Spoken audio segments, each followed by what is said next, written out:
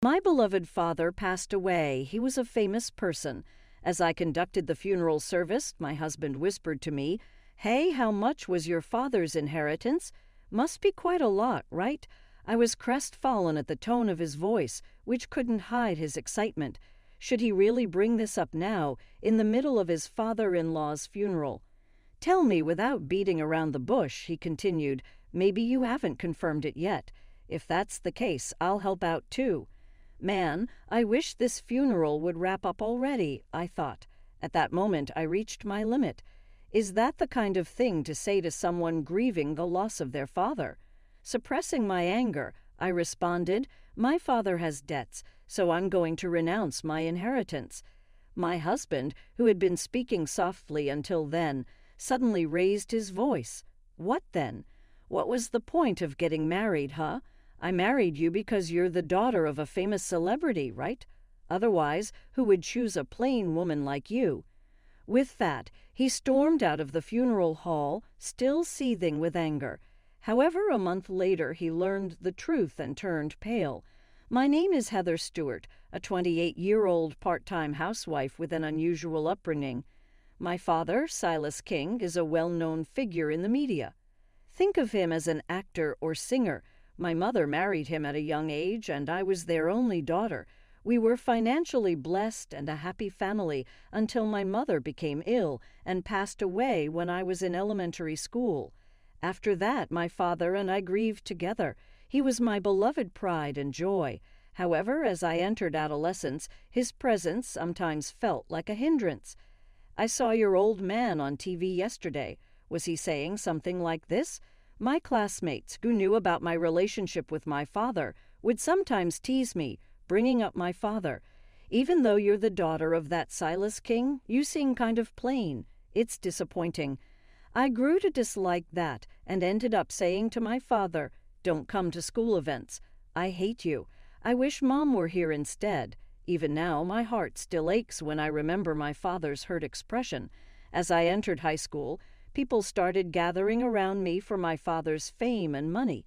"Hey, what's it like at Silas King's place? Let Heather treat us. She's the daughter of a celebrity, so she must have some money, right?" By then, I had stopped resenting my father, but I was still only seen as the daughter of that Mr. Silas King. Wanting to change such an environment, I deliberately decided to apply to university in a rural area, even though I'm from New York City. My father told me, "I want you to stay in New York City," but I didn't change my mind. Going where nobody knew about my relationship with my father and accepting me for who I am was my wish. In the end, my father understood and I was admitted. So I started living alone, a distant place for my father. My university life afterwards was enjoyable. I made sure not to let my secret slip, but I confided in close friends about my father's true identity. Everyone was surprised, but they didn't act obsessed. Instead, they quietly respected my privacy. Living apart from my father was lonely, but I finally attained the lifestyle I desired. Even afterwards, I stayed in frequent contact with my father, and he occasionally visited me in secret. "Heather, your dad is always on your side. Even though we're far apart, I'm always thinking of you." "Thanks, Dad. You can think about getting remarried or something now." "Okay, Dad, you're quite popular, you know."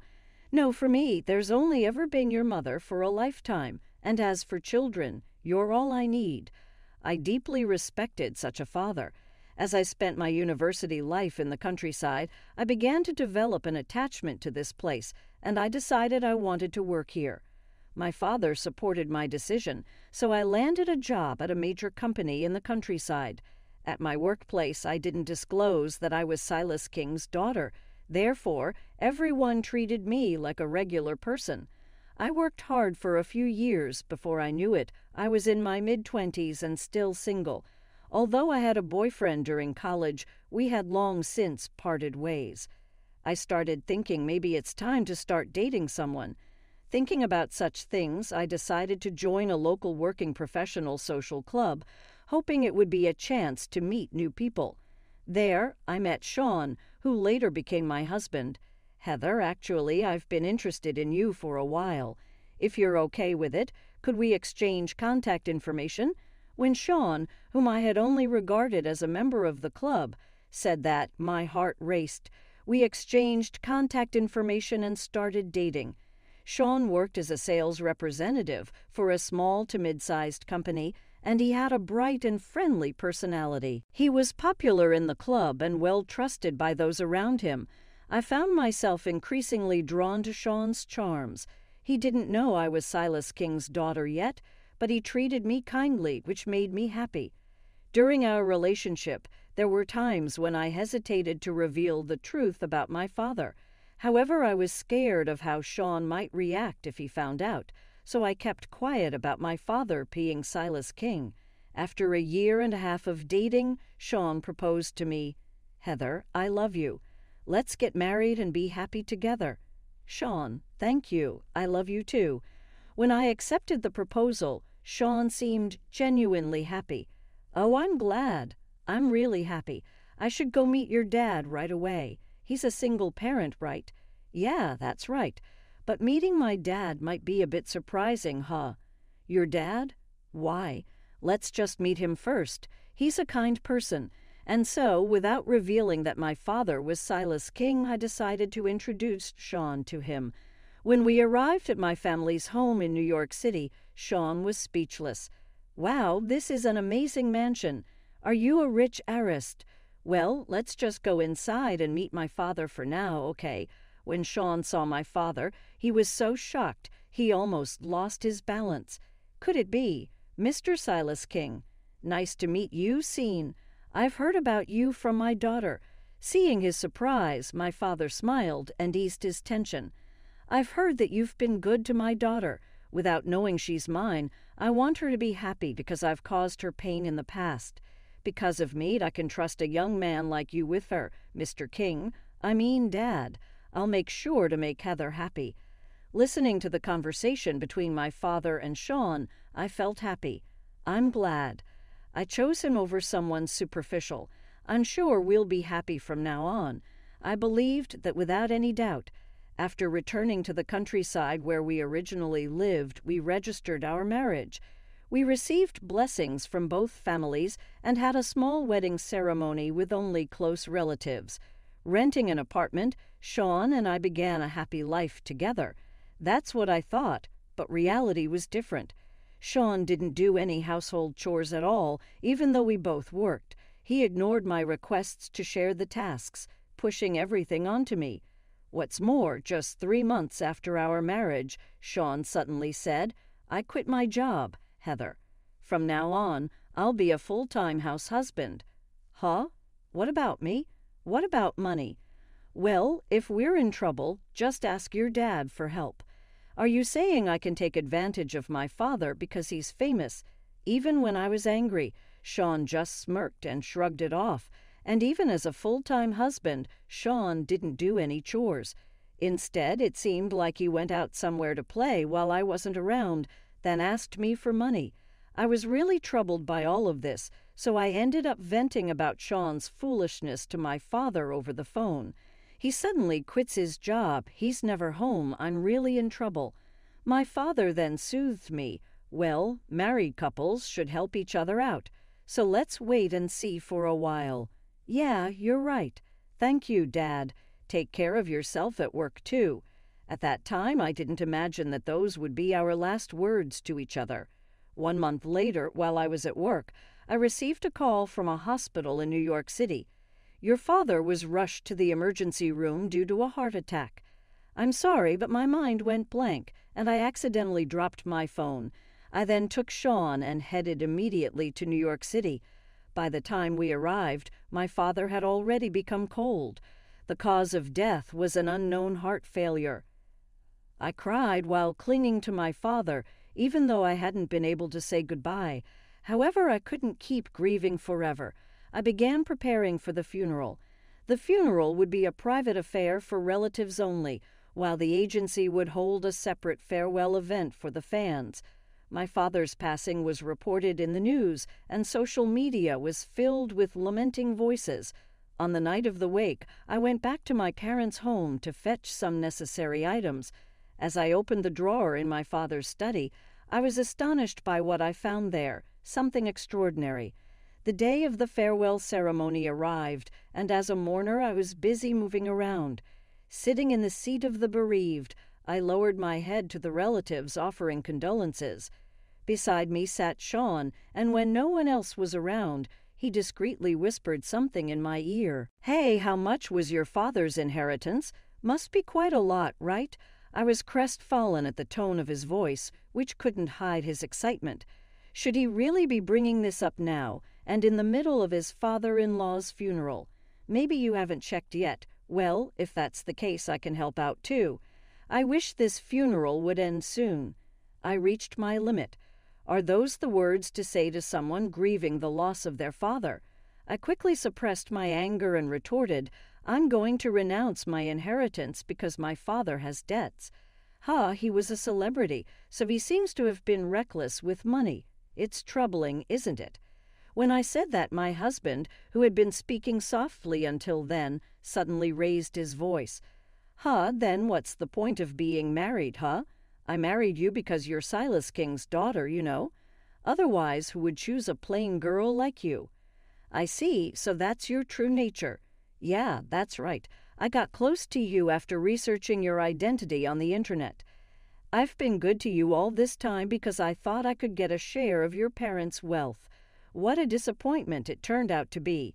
It turned out that Sean knew my father's true identity from the beginning and approached me knowing it. I was both shocked and deeply disappointed. Was his surprise during the first meeting with my father all an act? He had been deceiving me all along, even during our relationship. "Is that all you have to say?" I asked. In response to my question, he said, "There's no use for you anymore since you won't inherit anything. I'll send you divorce papers, so don't come back to that house again." I see. Understood. Let's get divorced. Sean kicked the folding chair hard and stormed out of the funeral hall. Without trying to stop him, I lowered my head in the bustling hall and proceeded with the funeral. By the time the funeral settled down, the signed divorce papers had arrived at my parents' house. During Sean's absence, I returned to the countryside once and sent my belongings to New York City, submitting my resignation to the company. And so I ended up leaving the town I had lived in for many years. 1 month after submitting the divorce papers, my ex-husband called me several times, but I naturally ignored him. When I went shopping and returned, Sean was standing in front of my parents' house. "What do you want now?" I asked. "Hey, why are you living here anyway?" Sean yelled at me, spitting foam from his mouth. Considering the neighbors, I reluctantly let Sean into the house with the housekeeper present. It should be fine for now. As soon as we entered the living room, Sean started up again. "So explain it. If you've renounced your inheritance, you shouldn't be able to live in this house, right? You told me about your father's debt, didn't you?" That's when I calmly replied, "Oh, that was a lie." Sean's eyes opened wide. I wouldn't tell the truth to a husband who brings up inheritance during the funeral, would I? My father didn't have any debt. The inheritance is all mine. How much? Sean turned pale. Why would you lie like that? I calmly continued, "That's if you had been a sincere husband regardless of my father. Maybe I would have told you the truth. We might have used the inheritance together, but you weren't like that. And that's not all." As I calmly told him, Sean exploded in anger. "You traitor, forgetting the kindness." I showed you who's the real traitor here, In front of the bewildered Sean, I threw down several photos. They depicted Sean entering a hotel in broad daylight with an unfamiliar woman. "What's this?" he stammered. "I was venting to my dad about how you quit your job and don't even come home, and it seems he quietly updated his will. I found the result of that in the study drawer." "No way." Sean turned pale and trembled. "The divorce is already final, so whether you scream or not, you won't get any inheritance. Tough luck. And I'll also be claiming alimony for your infidelity. Be prepared for that." "You devil money grabber." Sean spat. "That's fine. I'll hire a lawyer and squeeze you dry. Rot in hell, you scumbag." Sean's facial expression changed rapidly, and I had to kick him out of the house. After that, Sean quietly returned to his hometown. I demanded alimony from him and his mistress. She apparently had an affair with Sean despite knowing he was married. Sean and the woman eventually broke up after a dispute over the matter. I explained Sean's behavior at the funeral and the reason for our divorce to those around me. In the end, Sean was cut off by his family and abandoned by his friends. Furthermore, because one of my friends happened to be a colleague of Sean's at his company, rumors spread within the company. I wasn't able to remain there. Currently, it seems that Sean is living in a temporary apartment and working part-time to repay the debt he incurred in the alimony. It must be a lonely and miserable life, but I have no sympathy whatsoever. I believe he brought it upon himself.